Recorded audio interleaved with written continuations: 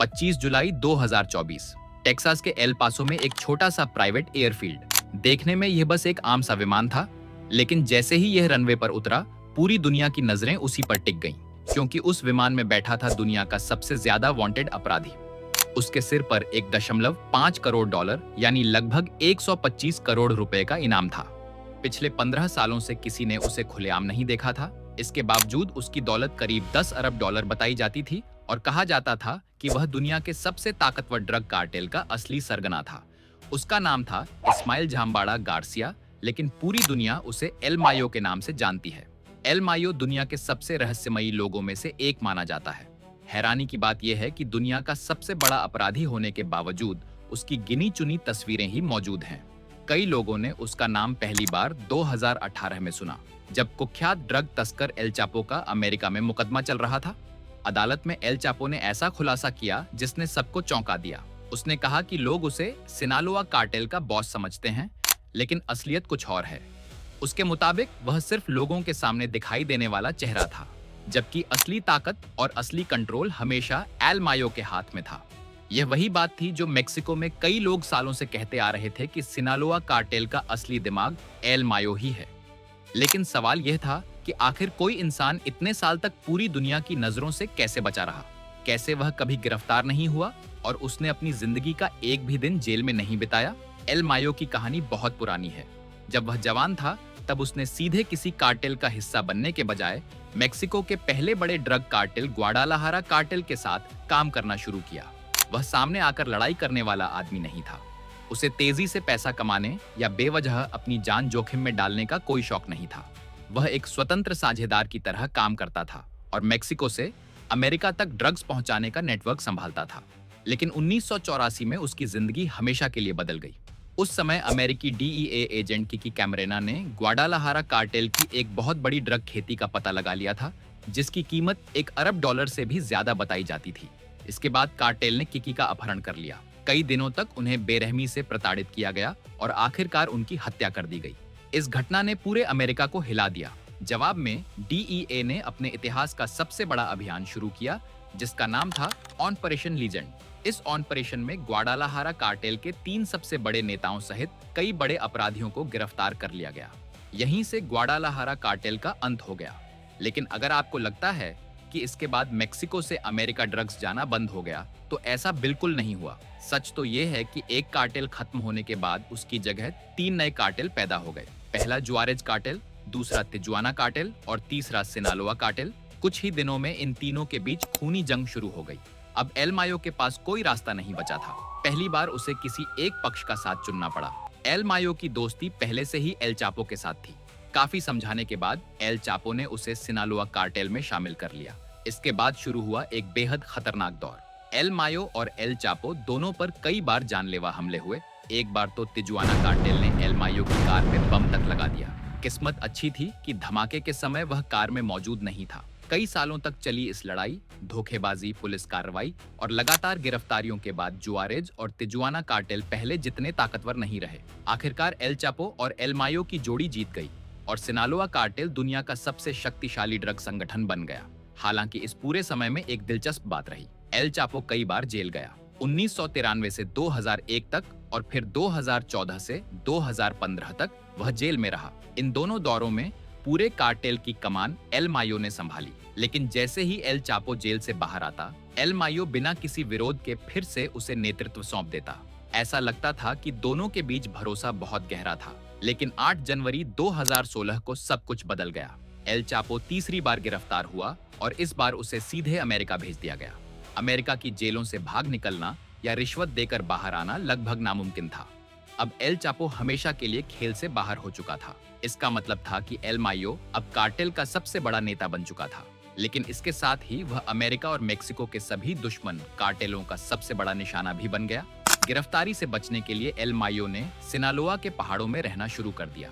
उसके चारों तरफ भारी सुरक्षा रहती थी। उसके पास अपनी निजी सेना थी, जिसे एमजेड स्पेशल फोर्सेस कहा जाता था। जहां एल चापो को मीडिया की सुर्खियां और शोहरत पसंद थी, वहीं एल मायो हमेशा परछाइयों में रहना चाहता था। उसने पूरी जिंदगी में सिर्फ एक इंटरव्यू दिया, जो 2010 में हुआ था। उसी इंटरव्यू के दौरान उसकी 2 मशहूर तस्वीरें ली गईं, जिन्हें आज भी दुनिया भर में इस्तेमाल किया जाता है। लेकिन असली मुश्किल अभी बाकी थी। एल चापो के जेल जाने के बाद कार्टेल के अंदर सत्ता की लड़ाई शुरू हो गई। एल मायो खुद को नया नेता मानता था, लेकिन एल चापो के बेटे, जिन्हें चापितोस कहा जाता है, वे भी सत्ता चाहते थे। उनकी पहचान थी कम उम्र, बेहिसाब दौलत और बेहद आक्रामक स्वभाव। उन्होंने भी दावा किया कि अब कार्टेल उन्हीं का होगा। यहीं से सिनालोआ कार्टेल दो हिस्सों में बंट गया।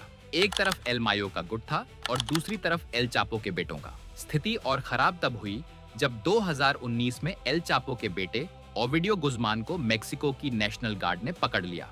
इसके बाद चापितोस ने पूरे शहर में हिंसा मचा दी। उन्होंने सड़कों पर गाड़ियां जला दी, लोगों को धमकाया और सरकार पर इतना दबाव बनाया कि मेक्सिको के राष्ट्रपति को ओविडियो को छोड़ने का फैसला करना पड़ा। उन्होंने कहा कि यह फैसला आम नागरिकों की जान बचाने के लिए लिया गया है। लेकिन इस पूरे घटनाक्रम में एल मायो के गुट ने चापितोस की कोई मदद नहीं की। यही बात चापितोस कभी नहीं भूले। उन्हें लगा कि एल मायो ने उन्हें धोखा दिया है। करीब 4 साल बाद ओविडियो फिर से गिरफ्तार हुआ, लेकिन इस बार उसे तुरंत अमेरिका भेज दिया गया। अब वह भी अपने पिता की तरह अमेरिकी जेल में बंद है। और यहीं से कहानी पहुंचती है जुलाई 2024 पर।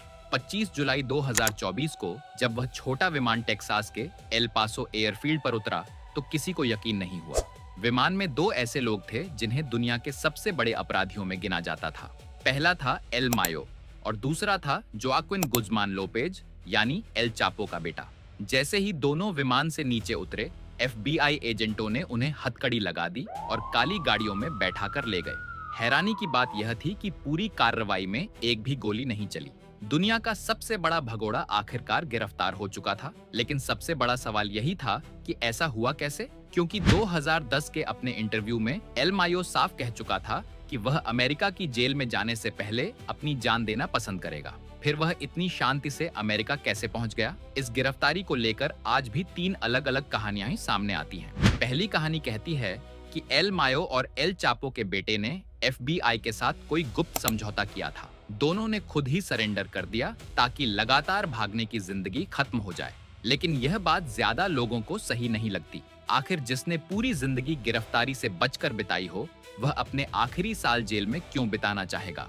दूसरी कहानी वही है जिसे अमेरिकी अधिकारियों ने आधिकारिक तौर पर बताया। उनके मुताबिक जोआक्विन गुज़मान लोपेज ने एल मायो को धोखा दिया। उसने कहा कि वे मेक्सिको में अपनी कुछ जमीन देखने जा रहे हैं। एल मायो उस पर भरोसा करके विमान में बैठ गया, लेकिन विमान मेक्सिको की जगह सीधे टेक्सास पहुंच गया, जहां FBI पहले से इंतजार कर रही थी। कहा जाता है कि बदले में जोआक्विन को अपने केस में कुछ राहत मिल सकती है और शायद उसके भाई या परिवार को भी फायदा हो। लेकिन इस कहानी पर भी कई सवाल उठते हैं। एल मायो को बेहद चालाक माना जाता था। वह इतनी आसानी से किसी पर भरोसा नहीं करता था। ऊपर से चापितोस और उसके रिश्ते पहले से खराब चल रहे थे। फिर वह बिना अपनी सुरक्षा टीम के उनके साथ विमान में क्यों बैठता? शक तब और बढ़ गया जब उस विमान के अंदर की कुछ तस्वीरें सामने आईं। उन तस्वीरों में झिपटाई वाले बैग दिखाई दिए। कई लोगों का मानना है कि इनका इस्तेमाल किसी को जबरदस्ती बांधने के लिए किया गया होगा। एल मायो के वकील ने भी दावा किया कि उनके मुवक्किल को उसकी मर्जी के खिलाफ अमेरिका लाया गया। यहीं से तीसरी कहानी सामने आती है, जिसे कई सिनालोआ कार्टेल से जुड़े लोग सच मानते हैं। उनके मुताबिक जोआक्विन गुज़मान लोपेज FBI के साथ मिला हुआ था, लेकिन उसने सिर्फ धोखा नहीं दिया, बल्कि पहले एल मायो पर हमला करवाया। उसके लोगों ने एल मायो का अपहरण किया, उसके हाथ जिप टाई से बांधे, उसे कार में डालकर एक एयरफील्ड तक ले गए और फिर वहीं से विमान में बैठाकर टेक्सास पहुंचा दिया। इसके बाद FBI ने उसे गिरफ्तार कर लिया। कई लोगों को यही कहानी सबसे ज्यादा भरोसेमंद लगती है, लेकिन सवाल उठता है कि एल चापो का बेटा ऐसा क्यों करेगा? इसका जवाब शायद उसके परिवार में छिपा है। उसका पिता, उसका भाई और परिवार के कई सदस्य पहले से अमेरिकी जेलों में बंद हैं। माना जाता है कि FBI की मदद करने के बदले उसे और उसके भाई को अदालत में कुछ राहत मिल सकती है। शायद उसने यह फैसला तब लिया जब उसे लगा कि एल मायो ने पहले उसके भाई ओविडियो की मदद नहीं की थी। यानी जिस विश्वासघात का दर्द चापितोस ने महसूस किया, उसी का बदला उन्होंने एल मायो से लिया।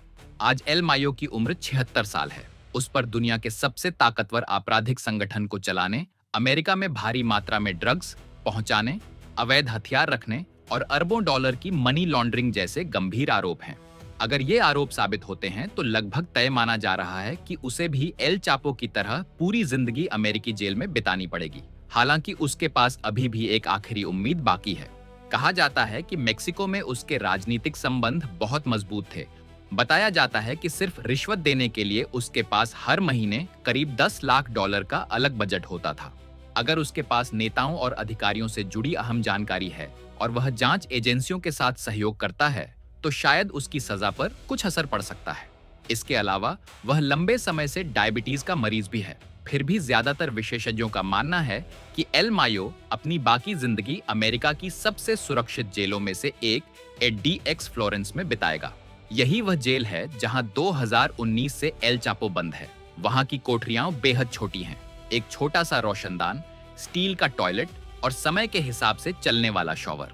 एक ऐसी जिंदगी जो उस आलीशान दुनिया से बिल्कुल अलग है जिसमें एल मायो ने दशकों तक राज किया। लेकिन एल मायो की गिरफ्तारी का मतलब यह नहीं कि सिनालोआ कार्टेल खत्म हो गया है। माना जाता है कि अब इसकी कमान एल चापो के उन बेटों के हाथ में है जो अभी भी आजाद हैं और गिरफ्तारी से बच निकले हैं। अब सबसे बड़ा सवाल आपसे, आपके हिसाब से एल मायो की गिरफ्तारी की असली कहानी क्या है? क्या उसने खुद सरेंडर किया? क्या उसे धोखे से अमेरिका लाया गया? या फिर उसका अपहरण करके FBI के हवाले किया गया? अपनी राय कमेंट में जरूर बताइए। अगर आपको ऐसी सच्ची और रोमांचक कहानियां पसंद हैं, तो चैनल को सब्सक्राइब करना मत भूलिए। मिलते हैं अगली वीडियो में।